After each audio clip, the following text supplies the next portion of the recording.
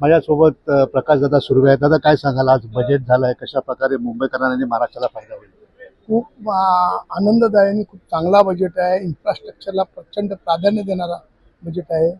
जे जे coastal roads आहेत त्या रोड्सची फार मोठ्या प्रमाणात 2027 पर्यंत जनतेच्या ताब्यात येऊन लोकार्पण होणार आहे त्यांचं. त्यामुळे ट्रॅफिकची खूप मोठी समस्या होणार आहे. तर शेतकऱ्यांच्या बाबतीत जो निर्णय घेतला आहे तो फार सुंदर निर्णय घेतलेला आहे.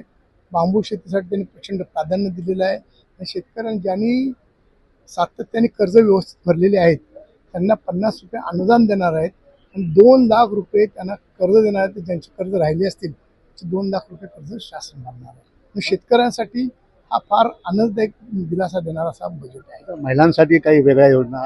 महिलांसाठी महत्त्वाची योजना जी लाडकी बहीण योजना आहे ती योजना कायम सुरू राहणार हे मुख्यमंत्री मोदींनी आज सांगितलेलं आहे. त्यामुळे लाडक्या बहिणींना खूप मोठा दिलासा मिळालेला आहे.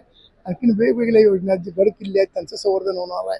प्रचंड म्हणजे सर्व गोष्टी समावेश असा हा उत्कृष्ट असा बजेट आहे. हे होते प्रकाशदादा सुर्वे, ज्यांनी एक येणाऱ्या काळात लाडकी बहिणीसाठी हा चांगला बजेट असू शकतो. कॅमेरामॅन दत्ता प्रसाद, किरण जाधव, आवाज इंडिया.